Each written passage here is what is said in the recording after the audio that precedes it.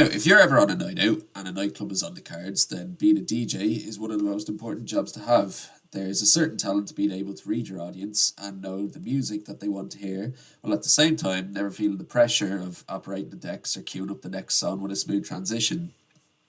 Right now in Dublin, there's a plethora of brilliant, young up-and-coming DJs that want nothing more than to electrify your night out, and my guest is one of the best currently in his field. Luke Raftery is one of the hottest prospects currently in the Dublin DJ scene, having performed in venues such as the Soundhouse and the Workman Cellar as part of the Blurr Collective, a Dublin-based group focused on promoting local artists of the city. Luke is also focused on creating his own tracks and released his debut extended mix back in March called Stinkage 13, influenced by early 2000s and 2010s hardhouse music, which you can stream on SoundCloud today. With more tracks promised this summer, Luke is ready to go with cementing his name in the industry this year, and he joins me now to tell me more. Luke, welcome to the show. Hello, hello. How are you? Good, yourself? Very good.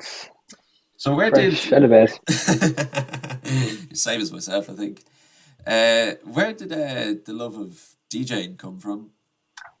I think I always just loved music, and of course I played drums years ago, and that's kind of like paved the way into DJing. I don't know. I kind of like found this through friends, like in college, but I played it before, and then in college, one of my friends, Cormac, he DJs jungle and like that sort of music. That's like drum and bass. He got me into it, I think, more, and that's how I got into it mainly in the past 2 or 3 years. What makes you stand out as a DJ? Um, I I try to stand out. It's very hard to stand out. I'm still looking for my sound really. I still mix genres. Like, not really a bad thing, but um, it brings variety to my set. I have a And lot of you go on. I know you go first, sorry. I have a lot of tracks I'm producing myself to kind of inspire me to like find my sound though. And who've been your biggest musical influences? So people like Asia and Viselli, they're like, you call them, I don't know, they mix in like acid and psytrance genres, and Bo Didier and Claire, and they're kind of like the hard groove. It's like the set I'm gonna send you will be those sort of genres anyway. And are they the kind of genres you're targeting in your own mixes? Yeah, I try it anyway. That's kind of like my inspiration anyway. It's very hard like to find your own sound. I don't know. It's like everyone's looking for their own sound still. Yeah. And how can someone become a DJ? I think anyone can really become a DJ now. You can see it today. More people on Instagram are trying it every day.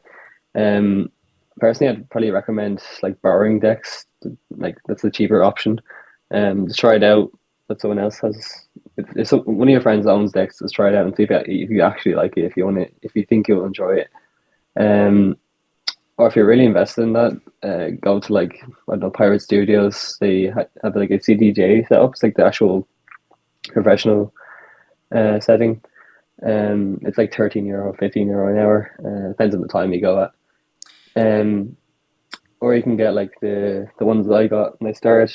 I don't have them here, somewhere here. The FLX4 decks, they're like 300 and something euro. That's the best starter setup anyway, in my opinion. Are they expensive getting decks?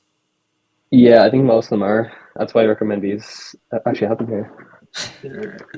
Yeah. 330, I think it was. So I got them. Oh my god. So then it's still expensive, but that's like the cheaper option you can get for decks. There's another one that's like 100 and something euro, but it's like it's not great. It's just very flimsy and cheap, and that's like the best starter when you can get the FLX4.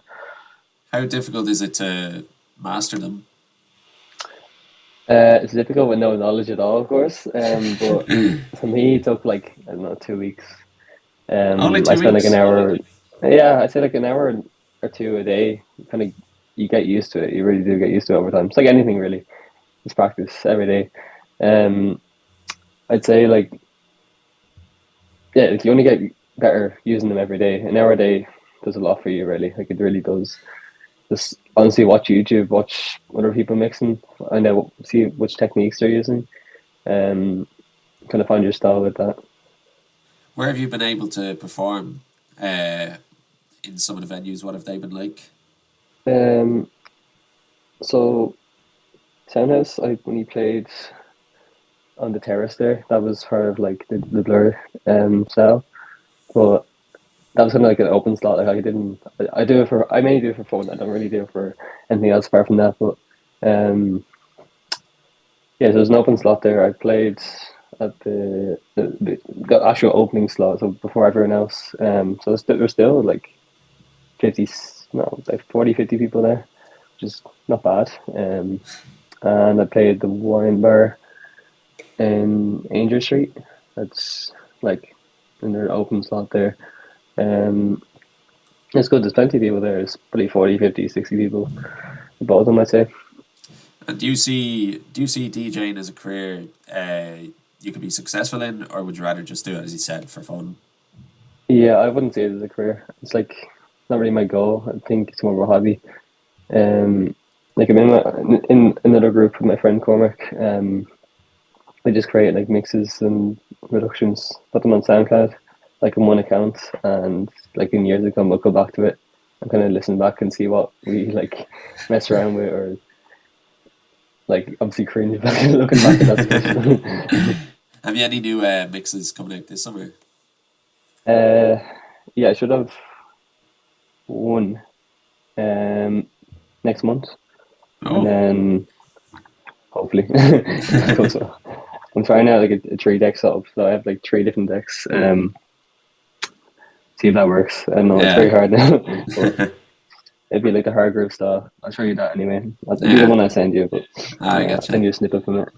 And what advice would you give for someone who wants to try and become a DJ from what you've learned? Um, so so what from what I have seen, I guess like, TikTok and Instagram are the best way to promote yourself. I guess a small DJ.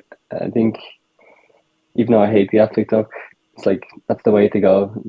That's how it works. Yeah, If you're going for a career, that's the way. I think open deck slots are the best in the local area. Like if you look on Instagram, people like us with Blur, we have an open deck slot.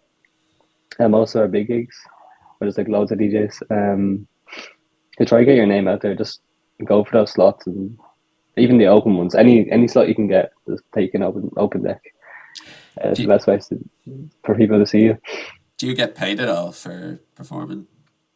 No, I just do it for fun. I actually don't take any payments. It's just Yeah, I'm just there to fill in almost. But um, no, and I'm not really going for the money anyway. It's not really my goal in the end. But yeah. And are you playing anywhere next?